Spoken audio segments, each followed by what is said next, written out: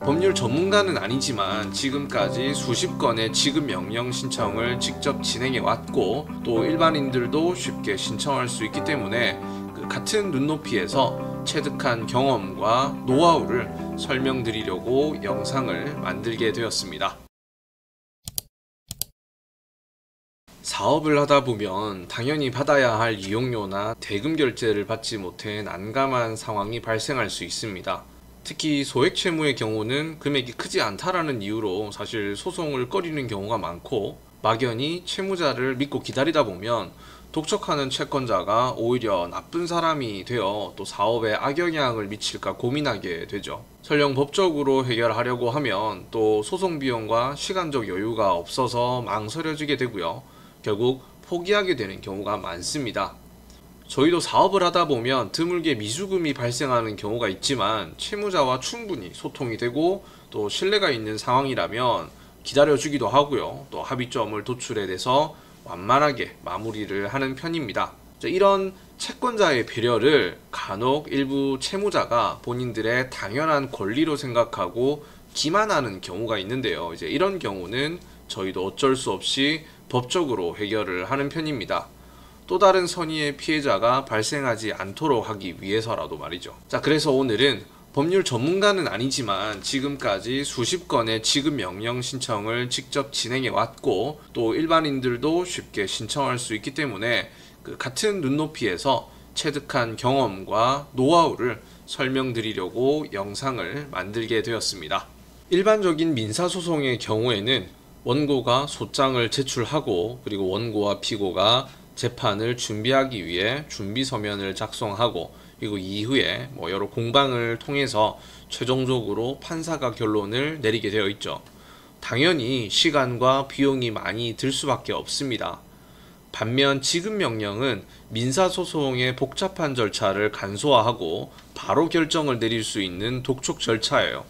계약서뿐만 아니라 차용증, 카톡 등 여러 증거가 있는 대여금이나 물품 대금 청구 사건, 임대보증금 청구 사건 이런 것들은 소송보다 지급명령을 신청하시면 빠르고 편리할 수 있습니다. 지급명령의 경우에는 채권자가 작성한 신청서와 첨부한 증거만 보고 결정해 주기 때문에 채무자가 결정문을 송달받고 2주 이내 이의제기가 없다면 바로 확정이 돼서 효력이 발생합니다.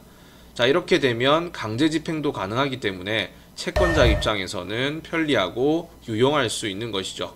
물론 채무자가 이의제기를 한다면 민사소송으로 전환이 됩니다. 하지만 앞서 설명드린 것처럼 증거가 명백한 대여금이나 청구 사건의 경우에는 채무자가 이의제기를 하기 쉽지도 않고요. 그리고 2주라는 시간이 생각보다 길지 않기 때문에 거의 그냥 바로 진행되는 경우가 많습니다.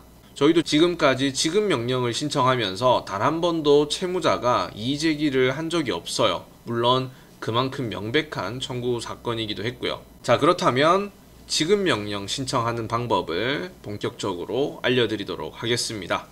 우선 대한민국 법원 전자소송 사이트로 접속해 주시고 사용자 등록 후 로그인을 해주시면 됩니다.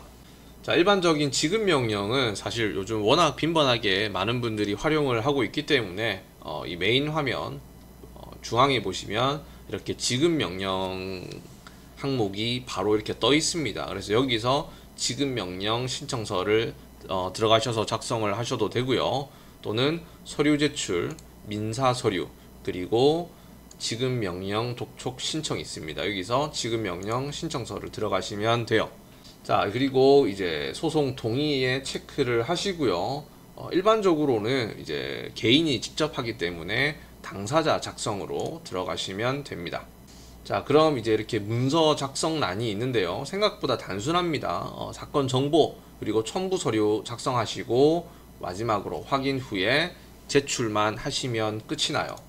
우선 사건명은 본인의 어떤 사건명에 맞춰서 찾아주시면 되고요.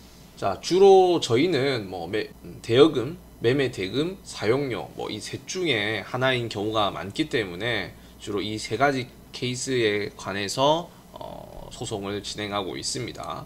그래서 이렇게 들어가시고, 만약 100만원이다 라고 이렇게 적어 주시면 청구 금액도 똑같이 100만원으로 자동으로 기입됩니다. 제출 법원의 경우에는 현재 내가 거주하는 주소가 아니라 채무자의 관할 주소지로 선택을 하셔야 됩니다. 그래서 잘 모를 경우에는 관할 법원 찾기로 들어가셔서 이제 채무자의 주소 입력을 하시면 관할 법원이 이렇게 뜰 거거든요. 그래서 그거를 선택을 해 주시면 됩니다. 자, 그리고 당사자는 이제 작성을 해야 되는데요. 우선 채권자와 채무자를 적어야 되는데, 채권자에는 이제 나의 개인 정보를 적어 주시면 되겠죠. 인격 구분은 자연인으로 적어 주시면 되고요. 선정 당사자는 해당 없음. 그리고 이제 주민등록번호, 당사자명, 주소를 작성해 주셔야 됩니다. 저장을 눌러 주시면 당사자 구분에 이제 본인의 정보가 이렇게 저장이 될 거예요. 그 다음 채무자를 클릭하시고 이번에는 채무자의 기본 정보를 입력해 주시면 됩니다. 일반적으로 다 개인일 거기 때문에 인격 구분은 자연인으로 선택을 해 주시고요. 채무자의 주민등록번호, 그리고 이름, 주소 전부 입력을 해 주셔야 됩니다. 지급 명령의 경우에는 주민등록번호를 반드시 알고 계셔야 신청이 가능합니다. 자, 주소의 경우에는 향후 주소가 바뀐다고 하더라도 주민등록번호가 있고, 그리고 이렇게 진행을 하면 향후에 이제 주소 보정 명령을 받을 수가 있습니다. 그래서 그걸 가지고 가까운 주민센터에 방문하시면 초본을 떼보실 수가 있습니다. 채무자의 초본을 뗄 수 있기 때문에 주소보다는 일단 주민등록번호를 알고 계시는 게 상당히 중요합니다. 자, 이렇게 해서 채권자와 채무자의 정보를 모두 기입하고 각각 저장을 하면 당사자 목록에 이렇게 뜰 거거든요. 그래서 이 부분을 확인을 하시고 다음 항목으로 넘어가시면 됩니다. 자, 청구 취지 주문은 이미 이렇게 작성이 되어 있고요. 이제 여기 청구 취지를 적는데 잘 모르시면 작성 예시가 있습니다. 자, 그러면 이제 이렇게 작성 예시가 있기 때문에 작성 예시를 보고 그대로 적어 주시면 돼요. 자, 이렇게 작성 예시에 적혀 있는 거를 이용하셔서 이렇게 본인에 맞게끔 조금 손을 보시면 될 것 같고요. 그리고 청구 원인은, 자, 저 같은 경우에는 이제 한글에 청구 이유를 이렇게 작성을 해둬요. 그래서 채권자와 채무자의 관계에 대해서 이렇게 간단하게 기입을 했고요. 그리고 이제 연체 사실 관련해서 기입을 했습니다. 그리고 마지막으로는 이제 결론으로 이렇게 기입을 했습니다. 아마 신청하시는 분들마다 약간의 형식은 다를 수 있으나 큰 틀로 봤을 때의 맥락은 똑같습니다. 그래서 최대한 사실을 좀 상세하게 풀어서 정리를 해주시면 되고, 이제 중간중간에 내가 얘기한 내용을 뒷받침할 수 있는 근거, 증빙 자료들이 있으면 이렇게 작성을 같이 해주셨다가 향후에 첨부 자료를 첨부해 주시면 됩니다. 제가 조금 전에 작성한 그 한글 파일을 첨부를 하시면 됩니다. 자, 또는 뭐 직접 입력을 하셔도 되고요. 자, 이렇게 해서 다음으로 넘어가게 되면 이제 첨부 자료가 있거든요. 자, 1단계 문서 작성이 끝나면 이제 2단계 첨부 서류 화면으로 넘어오게 되죠. 이제 여기에 필요한 서류들을 첨부를 해주시면 됩니다. 임대차 계약서 있죠. 요거를 파일 첨부를 해서 등록을 해주시면 되고요. 그리고 기타 증거라든지 추가로 첨부할 서류들이 있으면 직접 이렇게 작성을 하셔서 등록을 다 하시면 돼요. 그러면 이제 첨부 목록들이 이렇게 쭉 등록이 될 겁니다.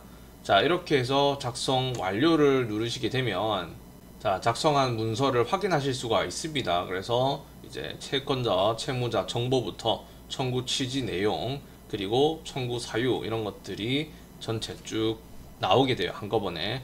그래서 뭐 오타가 있는지 금액이 맞는지 꼼꼼하게 확인을 하신 이후에 이상이 없다면 체크를 하시고 마지막으로 확인을 누르셔서 독촉 비용을 결제하시고 제출을 하시면 최종적으로 신청이 완료됩니다.